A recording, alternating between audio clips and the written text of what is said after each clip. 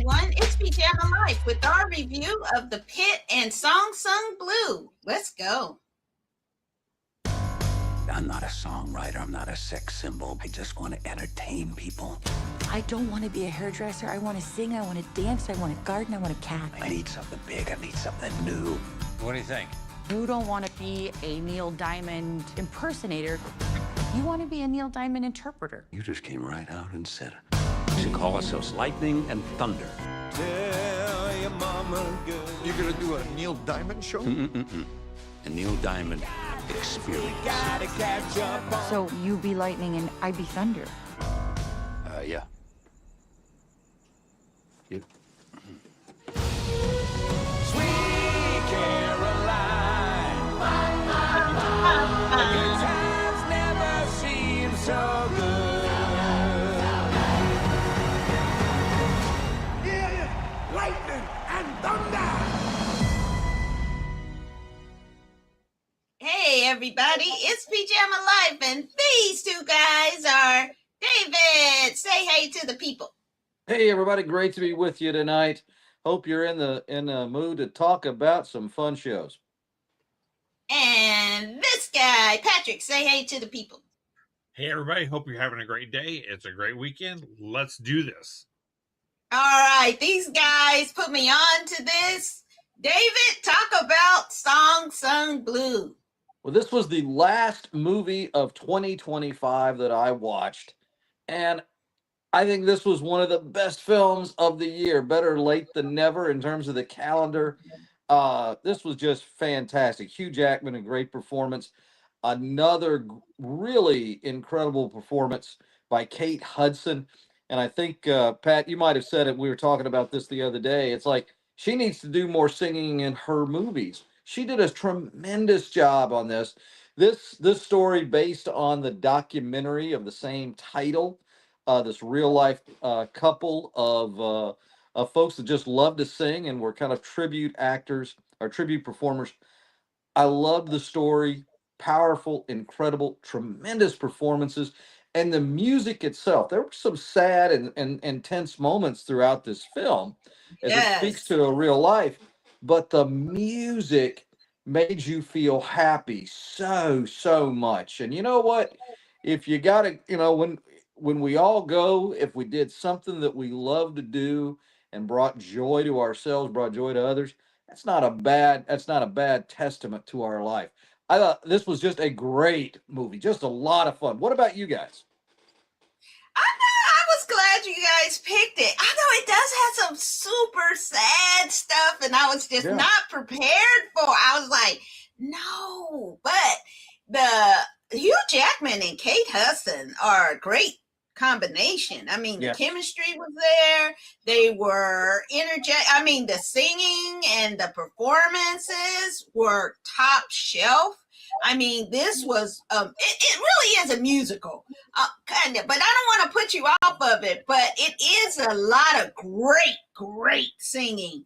And I think they were smart to use songs that aren't the most popular Neil Diamond songs.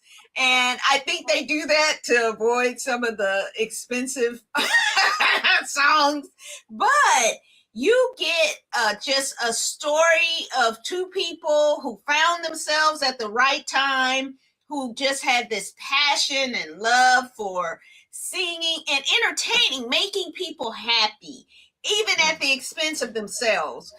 And it's a story about overcoming adversity and being true to what you believe in yourself and your talents. And so this is something I think the whole family can watch. I didn't find anything offensive in it.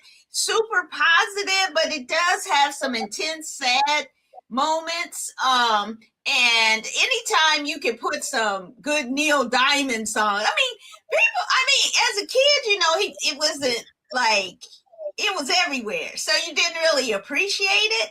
But this movie allows you to understand the words and appreciate the songs. And I'm going to talk about a little connection with the Pitt later on, but just a fantastic, wonderful performances. I hope both of them are nominated for Oscars, because they really deserve it. Kudos. Pat, what you thinking? Okay, surprise. Hugh Jackman can sing. Yeah, he's kind of the real deal. And He can do it all. Technically, no surprise.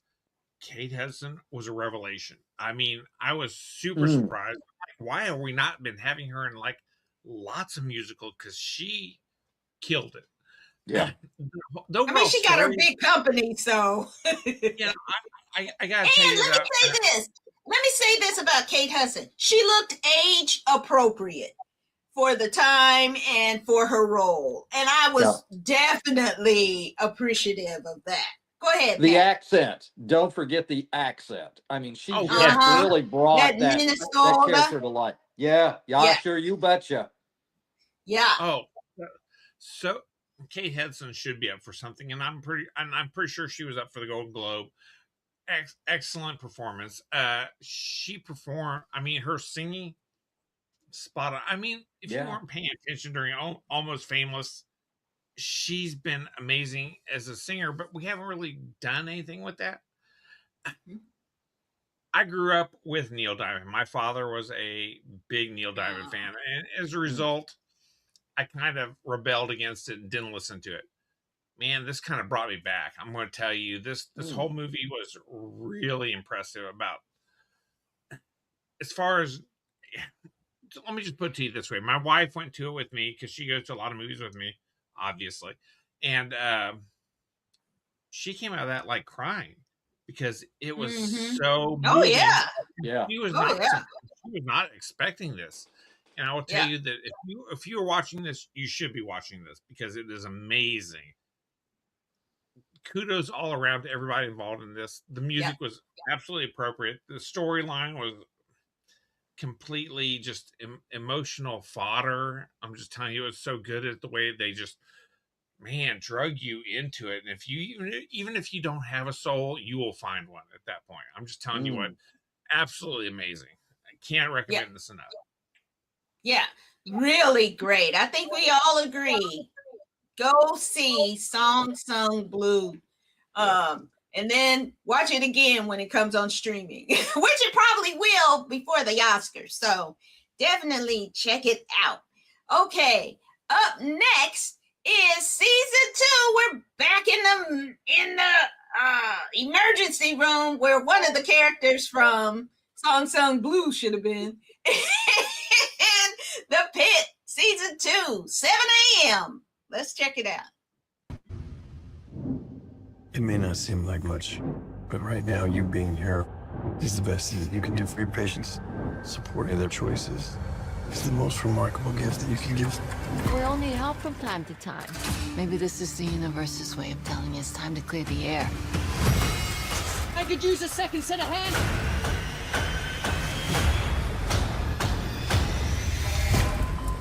Is this a drill? Westbridge Hospital has shut down all the computer systems. Are we next? We're about to go analog. You're a very empathetic soul, but this is the ED. It's not for the faint of heart. What do you need to get some basic empathy back? Charged. Clear. How's your first day going? Good. Haven't killed anyone yet.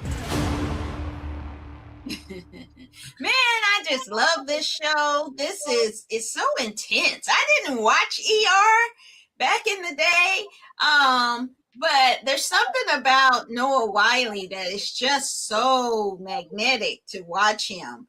And I like that they have brought in new interns or residents, and then the ones from last season are now kind of taking more lead in the role.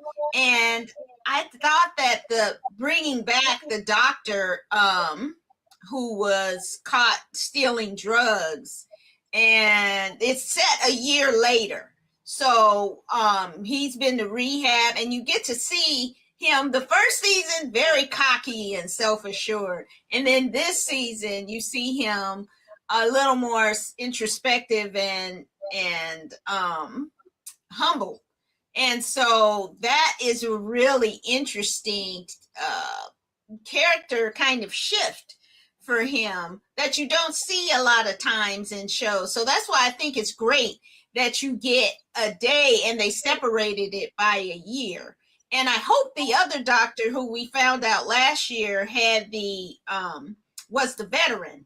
I hope he's back this season. I'm not too sure how I feel about the new person who's going to be chief of surgery. I'm not too sure. I don't know. I don't like her too much already. But all the favorites are back, and that's what I like to see. So it's definitely good. Pat, what'd you think? Well, I just watched it today, so it's still pretty fresh in my mind. Yeah. Really good stuff. I mean, the first season was just like top notch. Noah Wiley, if he should have went to medical school. I mean, he's a doctor. Anybody who's watched ER for all the years that we all did, for most of us, would let him operate. It'd be fine. Don't worry about it. He can treat me. He's an attending, whatever. I was really interested to see, the kind of, you can see they're laying the groundwork for the rest of the season. First episode's the only thing we've seen so far, and they're obviously building a conflict between Noah Wiley and the new attending who's going to be stepping in while he goes on his sabbatical. You're starting to see some of the major themes, they're starting to build. Smart move, make it right out the gate. But man, based on last season, this is going to be great. I am just excited to see where they're going to go. Because, I mean, there's so many different things. You see regular patients coming back. You see new presentations. You see, maybe some different case types that are going to be interesting. I'm going to do something a little bit different that we don't normally do. Well, that kind of thing. See how it works out. I mean, a lot of good stuff. Yeah. I mean, overall, this show is just really setting a new high bar for the medical drama. And I can't wait to see where it goes. Yeah. David, what you thinking? Well, I do agree with you guys in terms of just the quality of this. I love Noah Wiley's performance. I really gained a great deal of a respect and affection for his work in Falling Skies, a sci-fi show that was on a few years ago, as well as those librarian movies. My And gosh, there was that's just like something 20 fun years and ago charming now, I think. about his performances that I just really enjoyed. This obviously so real, so gritty. Last season just it really captivated you. His performance was so strong, and I think we're seeing the continuation of a really good ensemble cast. And I do think that this is a show that, as so many things that we've seen out of HBO, it's riveting. And man, I do encourage folks to watch it. It's a serious drama, and maybe here in these truly, knock on wood, post-COVID, pre-measles epidemic time period, this is a good kind of medical drama to enjoy. So, I'm right there with you guys. I'm got my popcorn ready, and every time the Pit comes on, I don't want to miss a new episode for sure. Yeah, and there is a link between the two movies, and that's my title hinted at. And I found this on there's a episode, I think January 8th of NPR with Fresh Air, and Noah Wiley talks about how he went to the University of Pittsburgh, and their fight song is Sweet Caroline. And how he loved it. He would have put it in the show, but the show doesn't have any music. If you look at the show, it doesn't have any music because they want you to be intent on all of the words they're saying, and the medical kind of dialogue is so complicated and intense that they wanted you to focus on that part of it. So, but I thought that was an interesting, if you go and listen to that episode of Fresh Air, why you can, our condolences to the Corporation for Public Broadcasting. But they are this show and Song Sung Blue. I mean, what a combination. And so what a good batch of shows this week. And we hope you enjoyed us. Thanks for coming and watching. Next week, we're going to look Matt Damon and Affleck. Ben Affleck, they're back in The Rip, which ought to be interesting. I think it's coming out on Netflix next week. And we're going to look at, I've been waiting 30 years for Starfleet Academy. They couldn't do it. Gene Roddenberry would never let them do it. So his kids or grandkids are doing it. So Starfleet Academy is on, and we're going to take a look at the first episode. Hopefully they'll drop a couple of episodes. And but we'll definitely check in on that show as we go along. So definitely come back next week and check us out. Thank you for coming. David, say goodnight to the people. Okay, Pat, say goodnight to the people. Right. Good night to the people. Everybody, stay safe. Keep your head on swivel. Remember, first question: if ICE detains you, the first thing you say is, "I want a lawyer." Oh, first thing you say is, do you have a warrant? And is it signed by a judicial judge? That's what you look. Don't let them in your house.